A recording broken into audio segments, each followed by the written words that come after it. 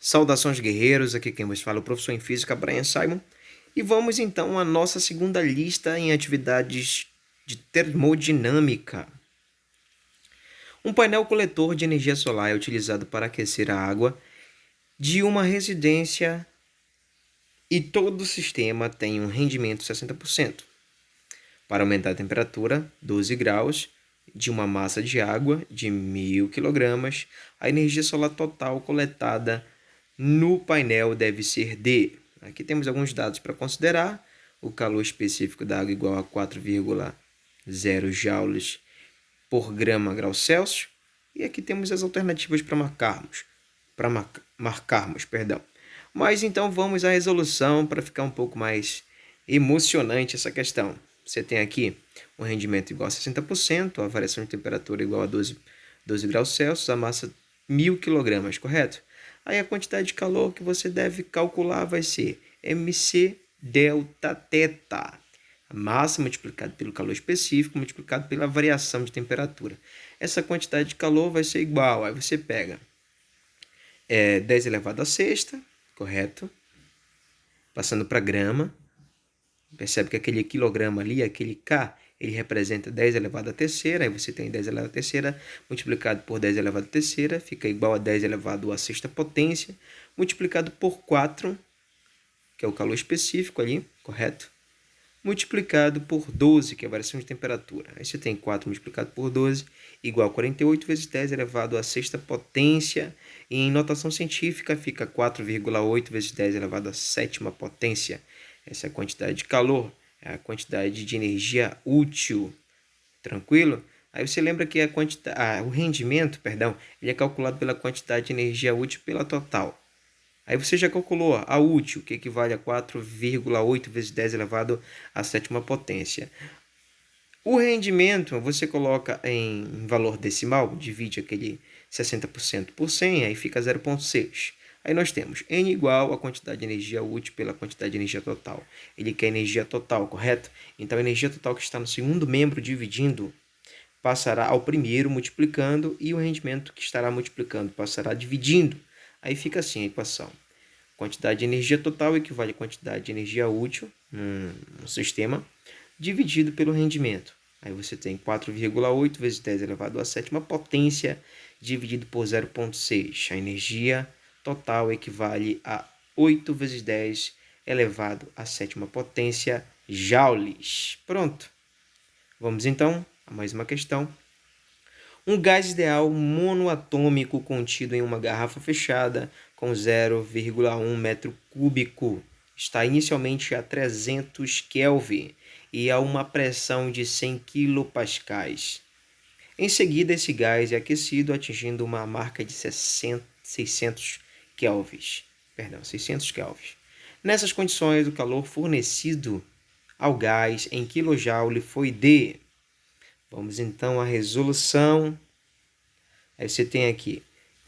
Pela primeira lei da termodinâmica, nós sabemos que a variação de energia interna igual à quantidade de calor cedida ou recebida no sistema, menos o trabalho realizado pelo gás sobre o gás. Aí você tem aqui, como é uma transformação isovolumétrica, dado que a garrafa é fechada, então não existe trabalho, correto? Trabalho igual a zero. Sendo o trabalho igual a zero, a quantidade de calor recebida ou cedida no sistema é igual à variação de energia interna.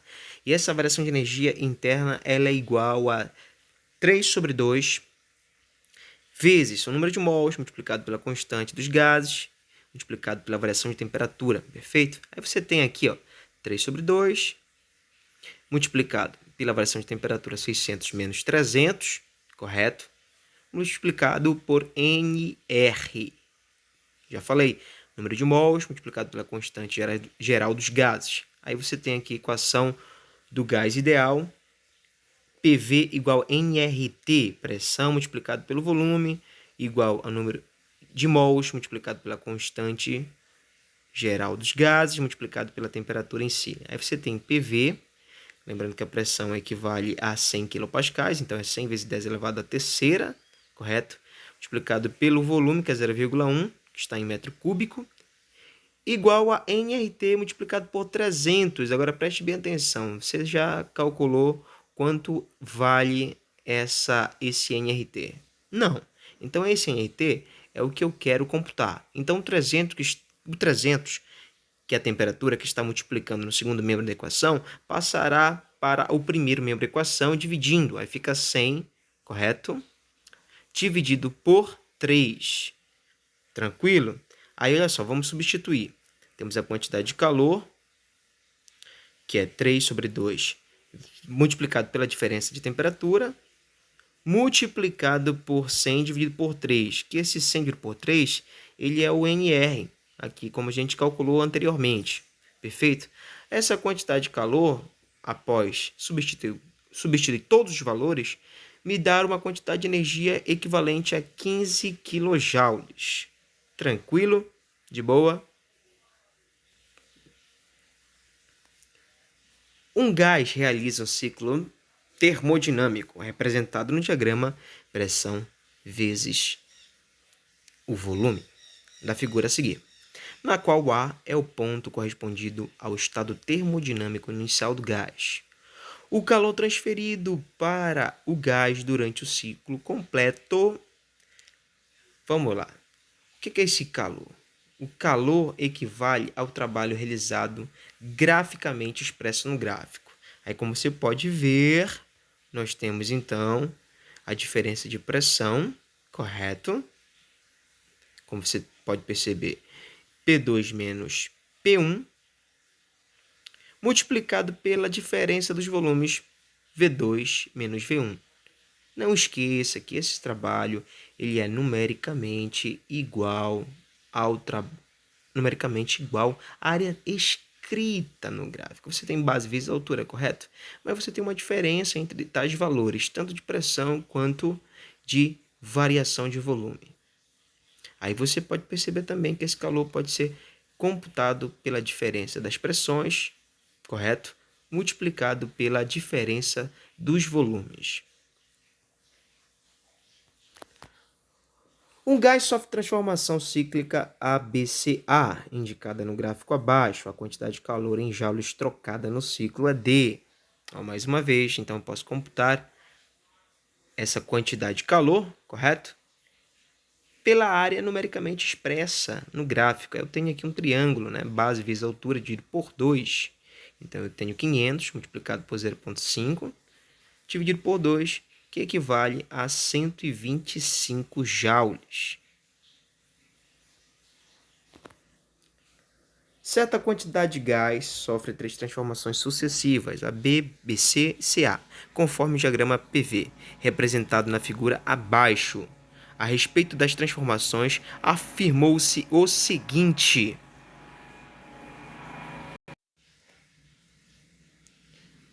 número 1. O trabalho total realizado no ciclo ABCA é nulo. Número 2. A energia interna do gás no estado C é maior que no estado A.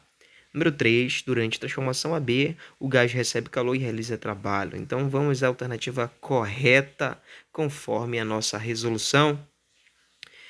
Vamos analisar a primeira. A primeira é falsa, uma vez que o ciclo termodinâmico mostrado na figura é percorrido no sentido anti-horário. O trabalho realizado é negativo e corresponde à área da figura. Número 2, é verdadeira. A energia interna, pressão e volume são grandezas termodinâmicas diretamente proporcionais. O que significa que se aumentar a energia, aumenta a pressão, consequentemente o volume. Elas são diretamente proporcionais, correto? Número 3, verdadeira também, no processo AB deve haver, um aumento de energia interna, de modo que o gás se expanda e realize trabalho.